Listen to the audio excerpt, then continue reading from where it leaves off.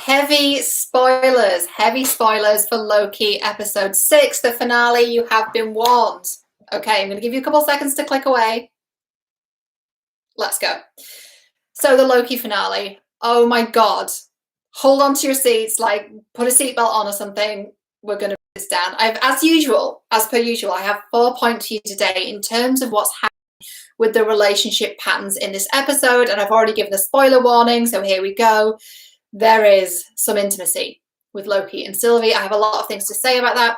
I also really want to focus on his love for her and whether or not it's reciprocal, because this is very important. And it's a pattern I see a lot, frankly, in real life with my clients, right? They love someone and they're not loved back. And what's that all about? So before we get started, I'll introduce myself. If it's your first time here, I'm Cheryl Muir, relationship expert, relationship whisperer, and I help you overcome a lifetime of painful patterns in love, dating drama patterns, and really help you pave the way for lasting love and healthy relationships, not just in love and romance, but in every area of your life. And I mainly work with people in film, television, and the media, and also online entrepreneurs, cosplayers, influencers, and so on.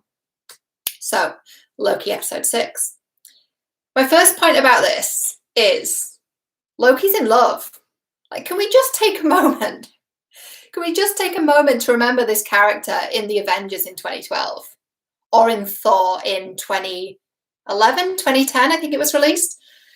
The character development, the personal growth, the journey. I mean, my God, so much growth, all the growth. I'm so I feel very proud of him. If this was a client, I'd be like, well done, you've done so well. I'm so happy for you.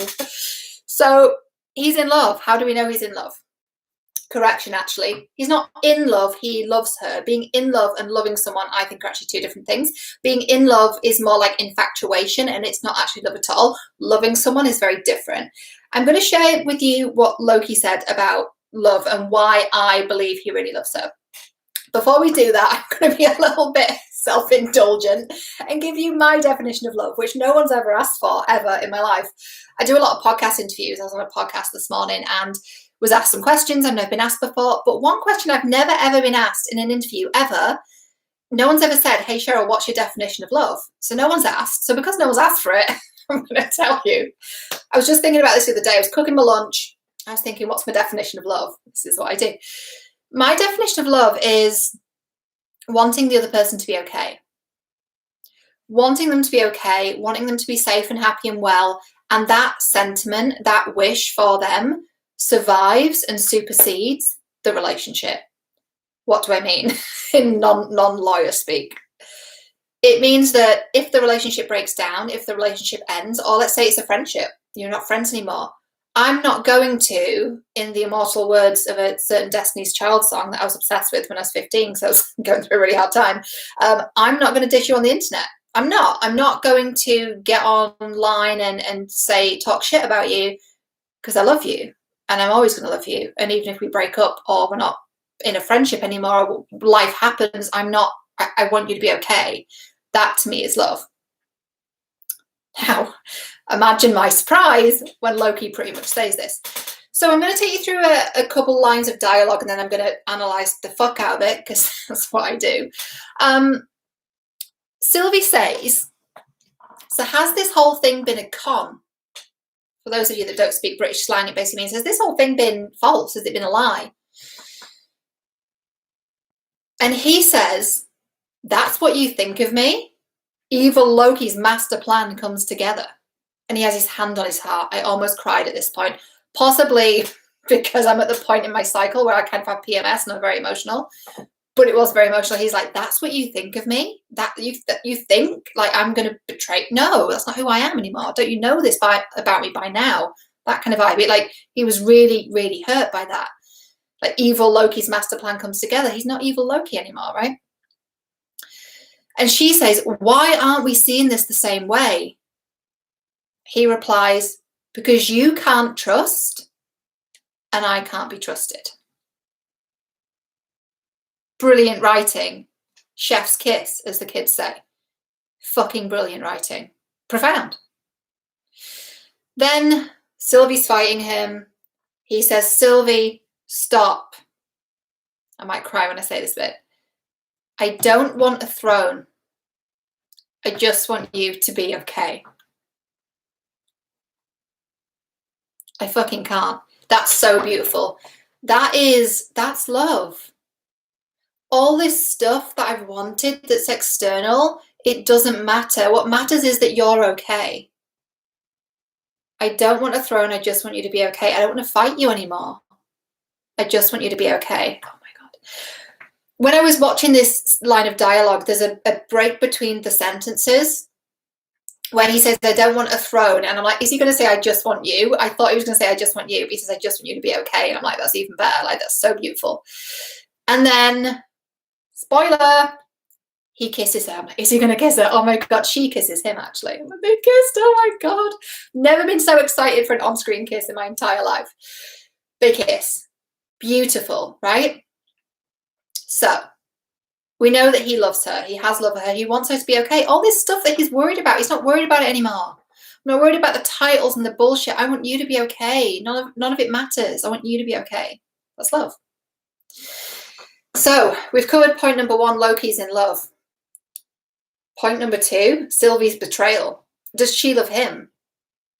Or is she conning him? So once they've kissed, by the way that I'm going through this video is I'm making the 4 points, but it's kind of in chronological order of the episode, more or less. So they kiss, and then she says, but I'm not you. And she slams him back to the TVA, and he is absolutely fucking bereft. Now, I don't know if you saw the video I did last week. I'm going to link it up above. I actually recommend watching the series of Relationship Expert Reacts on this series, Loki, because it gives you a lot more background into his attachment styles and why this is difficult for him and his background and everything else, analysed through the lens of relationships and relational styles and attachment theory, because it's what I do. I'm also a massive nerd. And so definitely go back and watch those videos. But why is he so bereft? Because he's pushed love away for so long. Like, I don't want this. No thanks. There's absolutely no way I am going to risk being hurt again. Like when I lost my mother, it's just too painful for me. But he's taken a risk and he's become emotionally very intimate with this person. Not physically yet, but perhaps that's easier for him. I mean, he's a prince. He's good looking. He's probably had a lot of physical intimacy, let's face it. But emotionally, like this is, he says in episode 3 or 4, this is new for me. Like, this is new for me. Like, it's scary for him. So he's basically said to you, like, I love you. I don't want a throne. I just want you to be okay. Incidentally, script writing 101 and any kind of writing, never get the characters to say I love you. Get them to show it. So he's showing it by saying, I don't want a throne. I just want you to be okay. He's pretty much said I love you. So then she betrays him and she's slammed him back to the TVA, and he's just like, this is so painful. I've just lost this person that I love. Again, I've lost them again. He's absolutely heartbroken. Here's what's going on with Sylvie's betrayal. She's not emotionally healthy. Like, she's not, and I love Sylvie. I love this character so much, but just looking at it through the lens of relationships, he is, with Sylvie, the mission comes first. With Loki, Sylvie comes first. So he's putting her before everything else. She's putting the mission before everything else. I completely understand why they're both doing this, but this is a recipe for disaster and heartbreak. He's securely attached now. He's got secure attachment. He's able to relate in a healthy way. She's still very avoidant. So I'm going to give you a lens to see this through in terms of like real life. This is when someone's in a relationship and you're able to relate in a really healthy way, and your partner is always like, I'm so busy with work right now, right? Sylvie's basically like, I'm so busy with work right now. It's a way of keeping intimacy at arm's length. So he's secure, he's healthy. She's still very avoidant. These are the attachment styles, and I go through this in last week's video. So this is not a healthy dynamic. He may love her. That love for her may be healthy from his side, but this is not a person that's emotionally available to him. So actually, he's chosen someone that's emotionally unavailable. So I think Loki needs a bit more therapy, is what I'm trying to say. Bless him. I mean, I love this arc, but also she's not going to be able to give him that. She's not going to be able to return this to him because she's just betrayed him and slammed him back to the TVA. Which brings me to point number 3, Loki and Mobius. This is almost more upsetting. I mean, just as upsetting at least.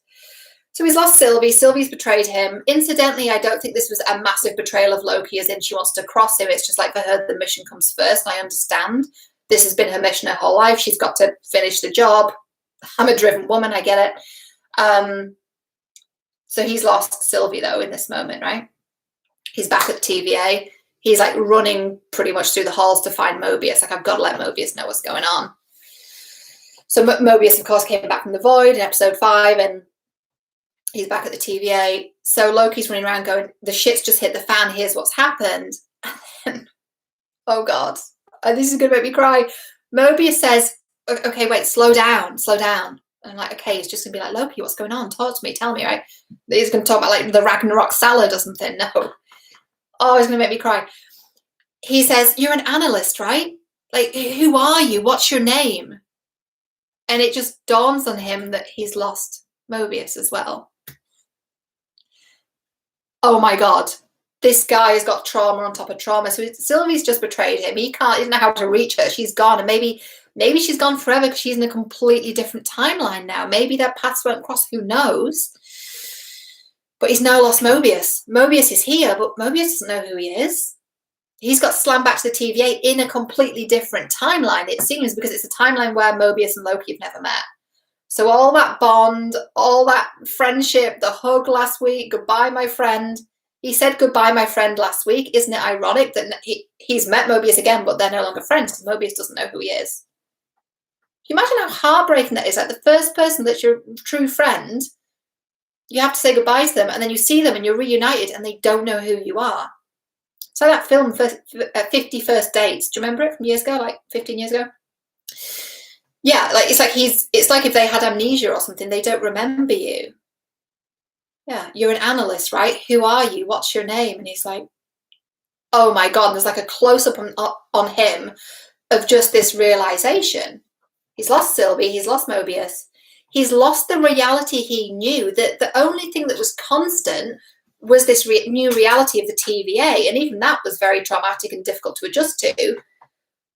But now he's lost a reality he knew. So he's like, this is not the TVA that I was at now. Like, what? Nothing's constant. That's very traumatizing, to constantly have things change, right?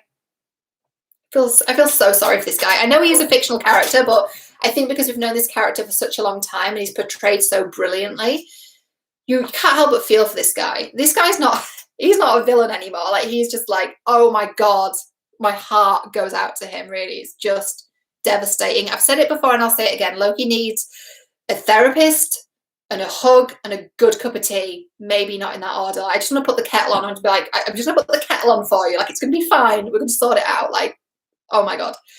Trauma on top of trauma, this guy. Heartbreaking. Brilliantly written, but also heartbreaking to watch. So, point number 3. 4 even. Don't know what's going on. Point number 4 is slightly different. So we've covered Loki being in love. We've covered Sylvie's betrayal. We've covered Loki losing Mobius. Point number 4 is free will. I want to just touch on this point of free will, which is a real theme throughout the series. The TVA governs all of time. They're like the gardeners of time. They prune the timelines. We get this, right? We understand this. Why did we know early on? Why did many of us get the hunch that the TVA were not a benevolent force? Because free will is a spiritual concept. Free will is a law that governs Earth. And I'm not talking about science fiction or the Loki series. I'm talking about our real life here on Earth. Free will is a law that governs us here on Earth, right? Just like gravity, like free will is a thing. Even if you come into this body, you come into the family that you're in, you incarnate here, you have choices. Even if you've got work to do, you've got karma, whatever it is, relationship karma, you can still choose not to do that work. Like, you have a choice. We all have a choice. So anything that takes away our free will, anything that takes away our freedom of choice, and anything that takes away our power to create our lives is not something of the light. It is not something that's benevolent. So therefore, the clue there is that the TVA is not a positive force, because they're literally taking away free will. And there's a line said by Renslayer, and she says, Mobius says, like, where are you going? She says, I'm in search of free will. This is so crucial, guys, because free will is available to all of us, and anything taking away free will is not a positive, benevolent force. So the TVA completely taken away free will. Very bad. Very, very bad people. So I think that's everything I need to say about this episode. There's a lot I could say. I think the key takeaway here, and I won't give you a recap because I think I've been through the points fairly succinctly. I think the key takeaway here is that when you heal your relationship stuff, you've got to be really careful that you're not going back to someone that kind of reminds you of your former self. And I know this is quite literal with Loki-Sylvie as a version of his former self, but I mean more metaphorically, like she's embodying his old patterns. He even says he's got his hands on her shoulder. And by the way, that's such a, I haven't really talked about this, and maybe I should, like his development through with his like masculine energy. I know he's gender fluid, so it's slightly different, but he tends to be referred to as he and him. But his masculinity, his masculine energy has really grown from being, he was quite juvenile, especially in Thor 1, he's very young. In the Avengers, he became just this really dark force, just very vengeful. And now he's very much got this vibe of like protect, serve, provide, lead. And he puts his hands on her shoulders, which if in real life, like guys doing that to you, like, oh my God, so hot, so masculine. But he's like wanting to protect her, right? And he says to her, I've been where you are. I felt what you felt. And he has. He's wanted to hurt the people he loves. He's like, you don't have to have this knife on my throat. Like, it's kind of some kinky shit, kind of into it. But also, no, like, let's not kill each other. So he's saying, I've been where you are. I felt what you felt. And she's like a mirror of his former self. So what he's done is he's with someone that's actually not emotionally as evolved as he is. She's not really been through that emotional journey yet. I hope that she will. I'm confident that she will. Maybe we'll see her in season 2. I hope that we do. But your takeaway from this, the thing I'd like you to take away, is to understand that when you've started healing your relationship patterns, sometimes we choose people who haven't done the work yet. And that's not going to lead us to a good place. It kind of pulls us back to where we were, and they're not going to be able to give us the intimacy that we really desire and need and crave, right?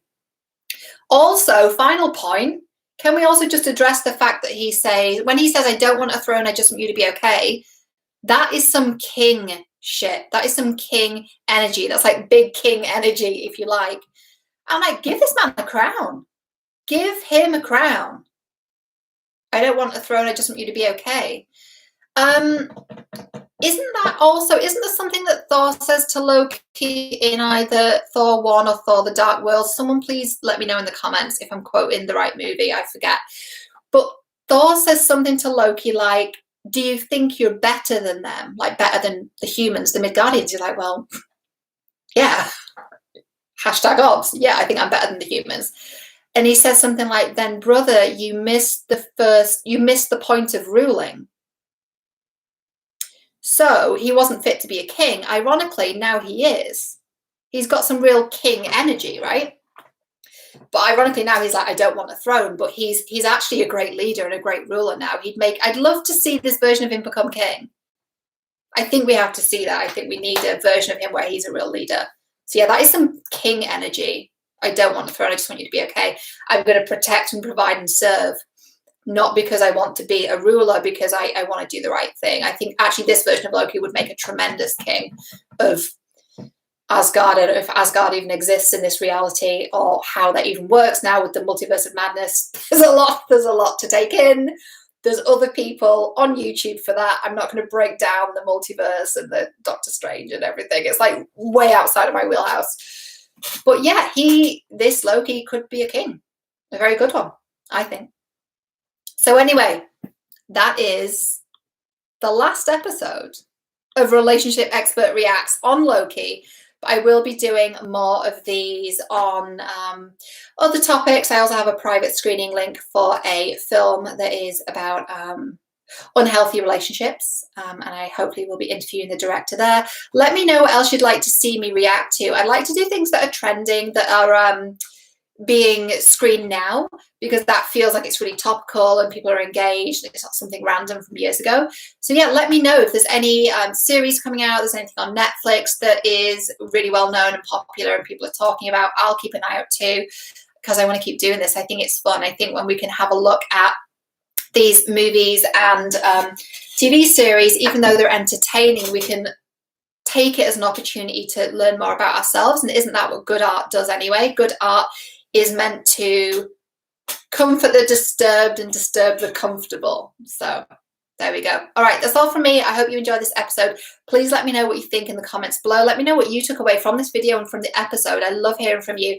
I love the conversations we're starting to have in the comments about relationship patterns and attachment styles and Loki's development throughout all of this. It's just brilliant. So please let me know in the comments. I love hearing from you and I love the engagement. It's great. I like having these conversations.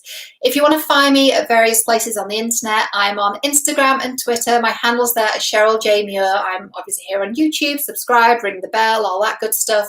And my website is cherylmuir.com. I love you, and remember, you are worthy of love. And if Loki can heal his relationship stuff, anyone can. I love you. Have a beautiful day.